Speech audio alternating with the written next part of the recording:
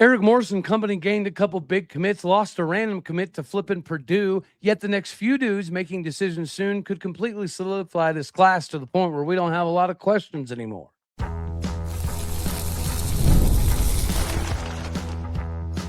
You are Locked On Oklahoma State, your daily podcast on the Oklahoma State Cowboys, part of the Locked On Podcast Network, your team every day. Welcome back to Locked On Oklahoma State, your top stop for all things Cowboy and Cowgirl related. My name is Cody Stillwater. I want to thank you kindly for swinging on through to make this your first listen today. We're partially brought to you by Odoo. Great organizations win because operations matter, and that's why you should get with Odoo. Try for free today at odoo.com/lockedon. That is ODOO.com/lockedon. Meanwhile, we get to slide right into this recruiting conversation. Can Eric Morris successfully recruit at the Big 12 P4 D1 level consistently? That is the question. We still don't have the answer quite yet, but I feel like we're just one step away from answering the questions on whether Eric Morris is going to be a viable commodity when it comes to recruiting at this level. When you hear what some of the recruits are saying about Oklahoma State, I do think that there is a little bit of a differentiation. So let's jump right into it. Whenever you're talking about some of the guys that we were able to add to this class, you got to tip your cap, because we always talk about the wide receiver position being something that is easy to attract. And the Cowboys land Ake O'Neal, 6'3", 195-pound wide receiver, 3-star prospect from Argyle High School in Texas. He has a 11,400-meter dash. He has a 57,400-meter dash, 47,975 triple jump, 6'8" high jump, 22.9 long jump. He was injured this previous season, which is why he's only a 3-star. But even in that few games that he got to play, he had 21 catches for 335 yards and a touchdown. And even while only playing a handful of games, he was added to the first team all-district. He was an all-state performer in track and field. He was a Texas 5A regional champion. He captured the regional Texas crown in the triple jump with a personal best of 47 and 9.75. He was a district high jump champion. He won the individual district title during his junior season, and he's a multi-time Texas 5A regional qualifier in high jump, long jump, and triple jump. The dude's got hops. 50-50 balls are a thing at Oklahoma State. The Rashawn Woods, the Des Bryants, the Justin Blackmans, those dudes of Oklahoma State, ilk, were commanding the red zone. I think we've probably got some of that this year in Justin Bowick. I think Latrell Lopez has the same capability. But Ake O'Neal instantaneously comes in as a guy who is going to be able to win in the red zone. If you get 10 pounds on Ake O'Neal fairly quickly, he could be somebody that's competing for playing time relatively early. Another addition was Chayce Davis. And ladies and gentlemen, this might be the best of the bunch. There's a reason that he's rated right below Carson White. So he is now currently the second highest rated recruit in this class. 6'1", 175-pound safety/cornerback. We just talked about Ake O'Neal having ridiculous jumping abilities and very adequate speed. Well, when you're talking about Chayce Davis, this is an elite guy. 4'3", 40, a 10.5 900 meter, a 20.89 200 meter, a 7-second flat 60, 13.5 110 hurdles. He has a 6'6" high jump, so just under Ake O'Neal, and a long jump of 23.175. He has earned first-team all-district, playing for the Trinity Trojans. In track and field, he was crowned the 6A Texas Region 2 300-meter champion. This is a dude that could easily come to Oklahoma State and run track. He's also a guy that can play multiple positions. They have him classified as a safety/corner, but this is somebody that has the capabilities athletically to play on the offensive side of the ball. He's got the capability to play the corner spot for sure, the nickel spot, especially early on.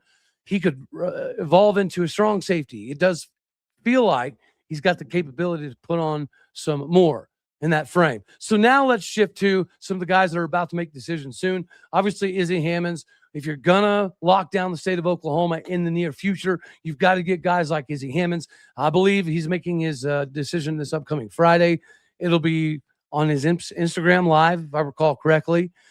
And then we've already talked a little bit about Finn Walker, right, when we had Calvin Glenn Alexander on the show. But let's dip our toes back into Finn Walker, because I do think he would be a massive, massive get for Oklahoma State for a multitude of reasons. But he is down to 3. Finn Walker basically says that, Oklahoma State, Kansas State, and Baylor are the bee's knees. Now let's go through what he had to say about each one of these visits before we highlight the 6'7", 260-pound beast that is a tried and true individual that could come in and compete very early on. In my personal opinion, the relentless motor is what you're looking for from a defensive lineman. They're not always going to be in on the sexy, fun stats. So you've got a guy that is, capable of running people down from behind. You have to have a guy that's willing to give relentless effort 24/7, because that's how fun things happen. That's how you get the big guys getting fumbles down the field, just because they're relentlessly pursuing. This is that guy. 55 tackles this previous season, 10 tackles for loss, a little over 4 sacks. As I said, we've talked about this dude. He's another track and field guy.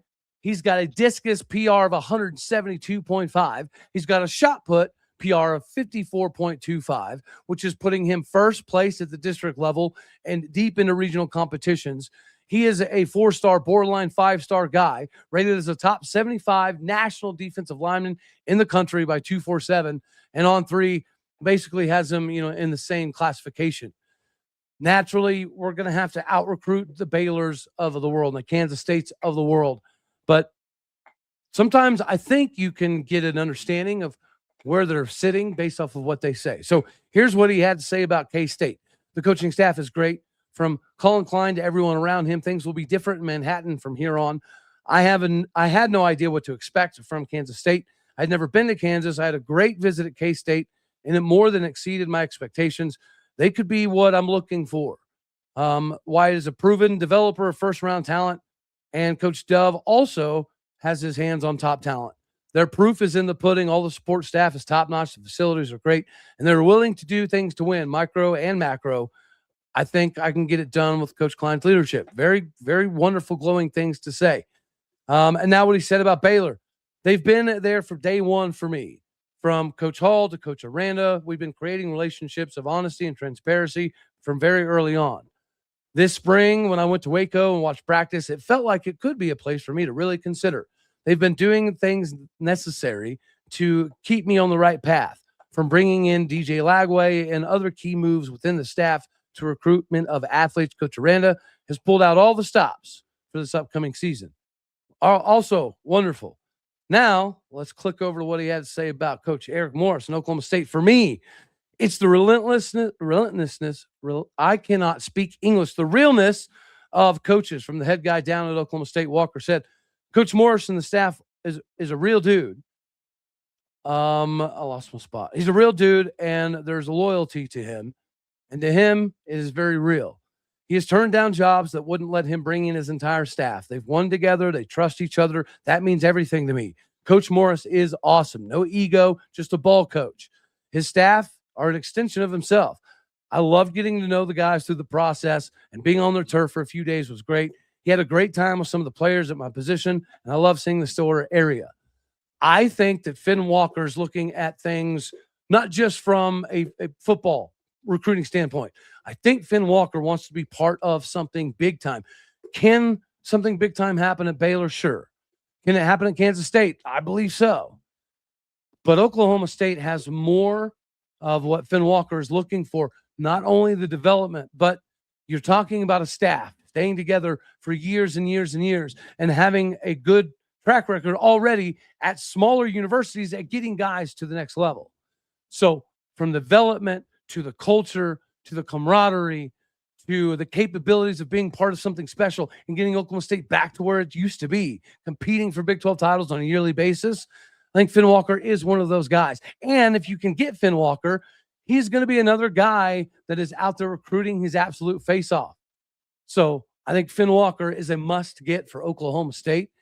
And my heart tells me that he's hopefully leaning the Oklahoma State way. I don't know that. But, yeah, it feels like it's just meant to be. Finn Walker feels like he is meant to be an Oklahoma State Cowboy. Now, let me know down in the comment section if you think I'm a little bit crazy here, if I'm a little bit in over my skis. And lastly, another massive addition for this upcoming class that I think is gaining a lot of steam lately is Tristan Hardin-Roberts. He's a multi-sport athlete. Once again, this is a dude that I think is climbing up the Oklahoma State board, and hopefully it's reciprocated. 6'5", 300-pounder. When you watch his film, no disrespect, Tristan, if you're watching this, I mean this with all due respect. This dude is he's an asshole on the football field. I just call a spade a spade. Violence is key for that particular position, but he seeks violence 24/7. We talked about somebody like Finn Walker being able to have that relentless motor to catch up on the backside and help prevent turnovers. This dude, he's going to be a problem. He is an absolute savage on a football field. Tristan Hardin-Roberts has that mentality you're looking for, that physicality you're looking for, the versatility and athleticism that you're looking for. And again, I think whenever you have the capability to recruit the top quarterbacks in the country, the way you send a message to the top quarterbacks is by loading up on offensive linemen. That's what Oklahoma State has done. And yes, we did lose an individual to Purdue, of all places. I never thought those words would be leaving our mouths, that we'd lose a commit to Purdue. But if you notice, when we talk about guys like Sonny Mullen, I'm not going to speak disparagingly. Congratulations for Purdue. You got a guy that obviously Oklahoma State was interested in.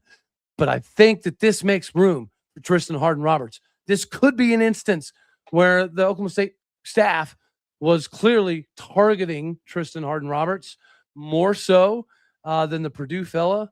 So maybe there's an opening, and maybe this opening is just for Tristan Hardin-Roberts. And Finn Walker, come on down, ladies and gentlemen. It is time to solidify this class and to put the doubters at rest and the haters at bay. There is question marks about whether Eric Morris can recruit at this level. I think a lot of people are waiting to see what the success is going to look like naturally. But these guys, I think, could solidify this class rather quickly and put the doubt away about whether Eric Morris is going to be able to bring home a 2027 class that can go get some magical things done.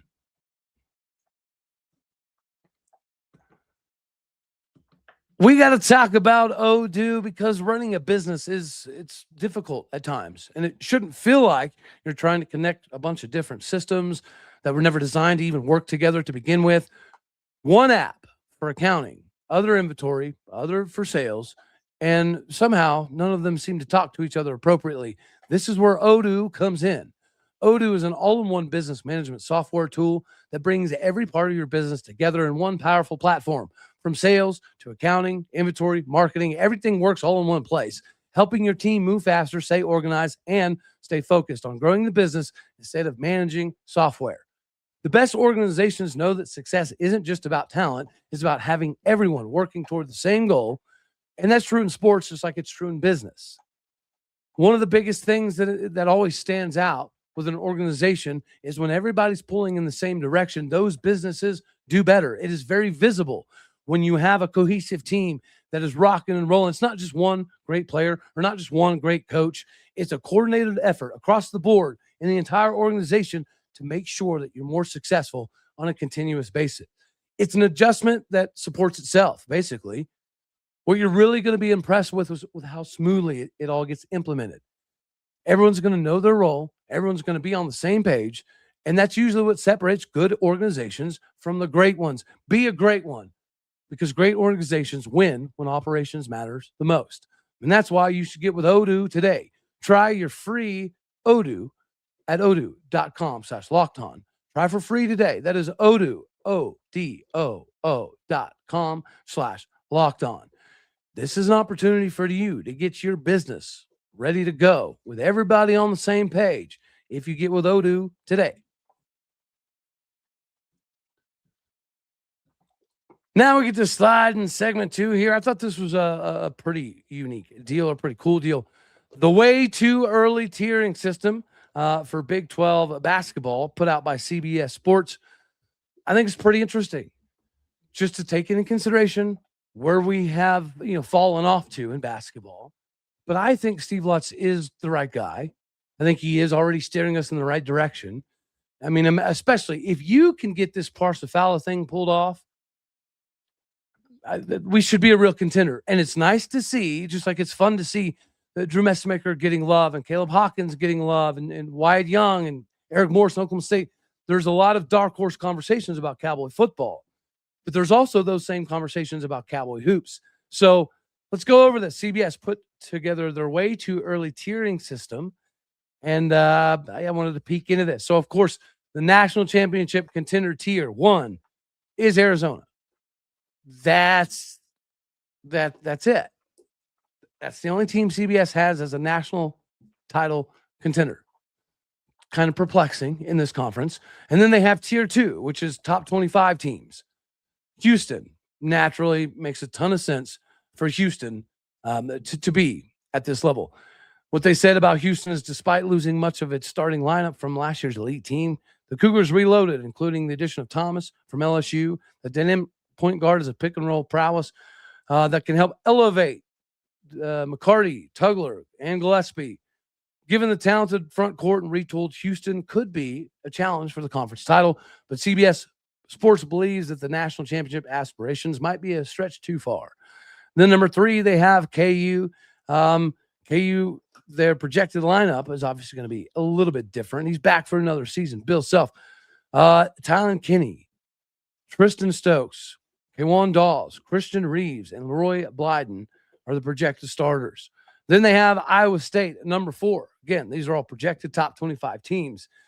The Cyclones made an impressive run to Sweet 16 last year behind the sharpshooting of Milan Momcilovic, the top shooter in the country who is now transferred to Kentucky, even with NBA buzz.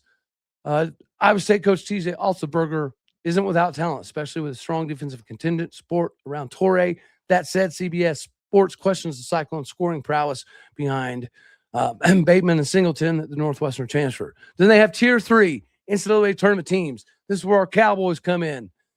First team they have is West Virginia. They like West Virginia, especially coming off the Crown basketball title. Ross Hodge seems to have them going in the right direction. They had a nice transfer class, and they're going to be poised for a March Madness run. Next was the BYU Cougs, then the Baylor Bears, then the Texas Tech Red Raiders. So we're down here. We're number 9, but we are projected to be a tournament team. This is what they say about the Cowboys' projected starting lineup.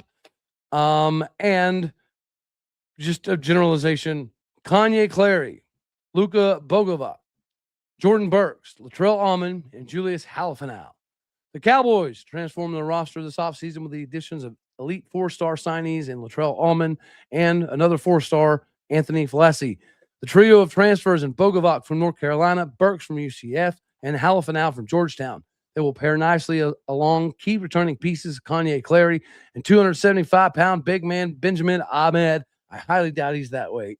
He probably should be around 260-ish. To ride Oklahoma State's coach Steve Lutz plenty of depth and versatility. The improvement alone should make the Pokes a challenging team for a March Madness bid. Tier 4, they have right on the bubble Cincinnati, Arizona State, and TCU. The Tier 5 basement of the Big 12, K-State, Utah, UCF, and Colorado. I don't think UCF, they may be down there now, and losing Jordan Burks is a huge issue for them. But they were a team that performed pretty admirably this previous season, so I wouldn't sleep on UCF quite yet. Back to Cowboys. Isn't it just nice that we've had this big stretch basically since Cade Cunningham that there's not a lot of expectations. Getting to the tournament it's a hope and a prayer and a wish. Now we finally have some semblance of expectations. It's been a while. So even if Oklahoma State is just an NCAA tournament team, if we finish 8th and 9th in the conference and that gets us into the tournament, so be it. But again, if you add Parsa Fallah to the defense that we brought in, the offensive capabilities, we have a decent amount of size. The 6'7", 6'9" forwards were able to come in. This is a team that could be better than this tier. This is a team that I think could end up in that tier 2 conversation of being a top 25 ball club when it's all said and done. Partially because of the conference. It's obviously going to be a little bit down because only having one true title contender in Arizona means that the Big 12 is a little bit down. This is a conference where Arizona has an expectation. Houston has an expectation. You know, BYU has the capability to have those expectations. Why not us? And Steve Lutz, I think, is pointing us in the right direction. We seem to be going the right way. Let me know down in the comments section what your thoughts are about Cowboy basketball this upcoming season. Is this fair? Is just simply making the tournament a reasonable expectation? And if not, what do you think the Cowboys could be shooting for?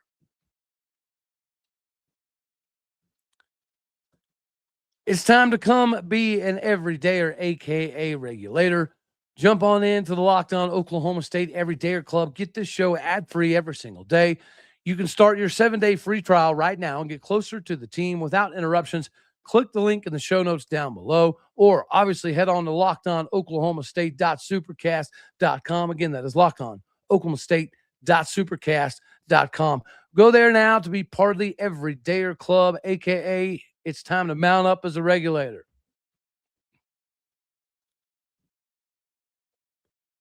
Last but not least, Cowgirl softball is bringing in some incredible, legitimate All-American level talent. So congratulations for Kenny Gajewski for starting to get these things put in motion here.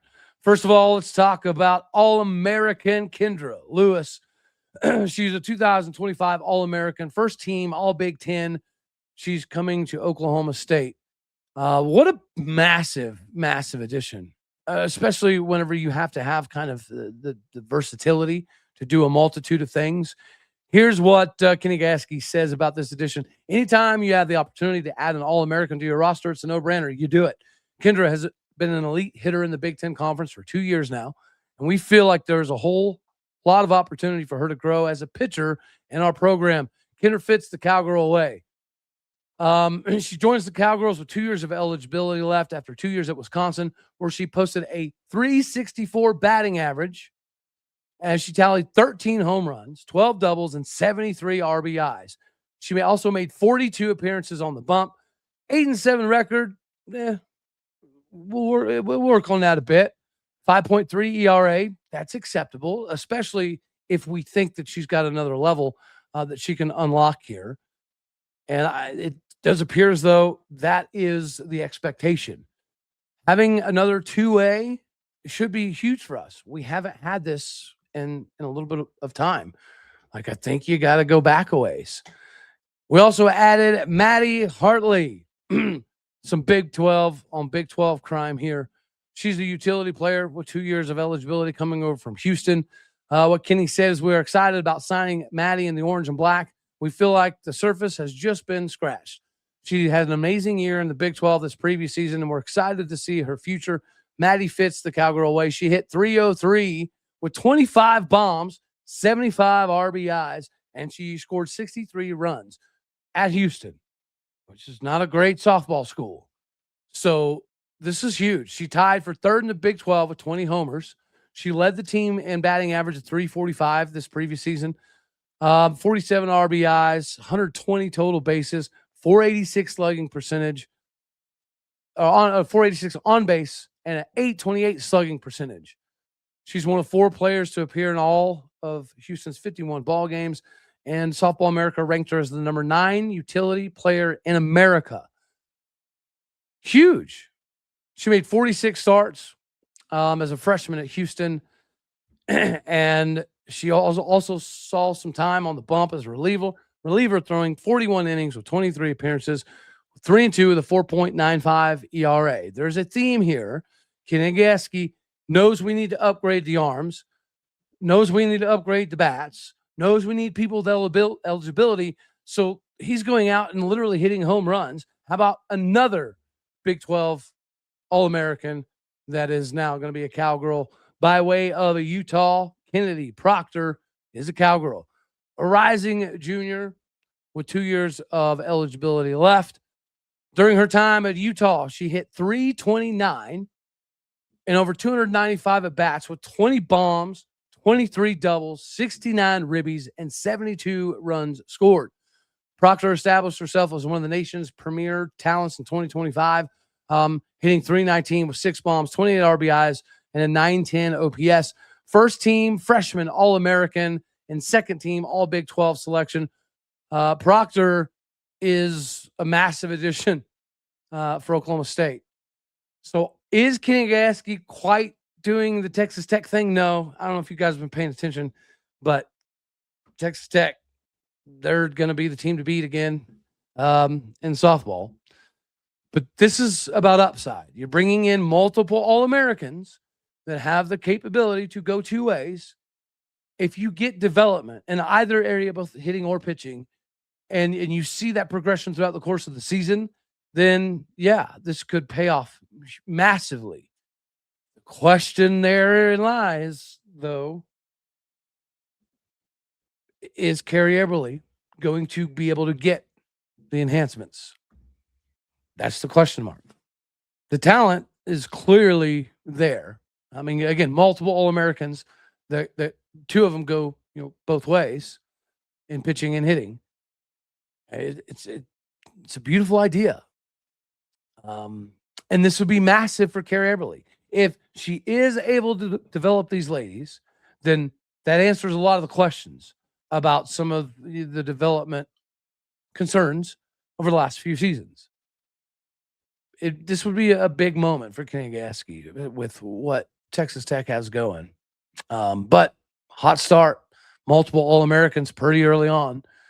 It's pretty rare. Anywho, that's all we're going to have for this one. All right, share. As always, I love you. God bless. Go Pokes. Thank you for tuning in to make this your first listen here in Lockdown Oklahoma State. You could be anywhere, so happy you choose to be here. Do me a favor. Hit the like button if you liked it. Dislike if you didn't. That's okay, too. More importantly, share, comment, and subscribe. My podcast of people out there. You're everything that makes this work. Without you, this would be nothing. So I appreciate what you do. Go do what you do.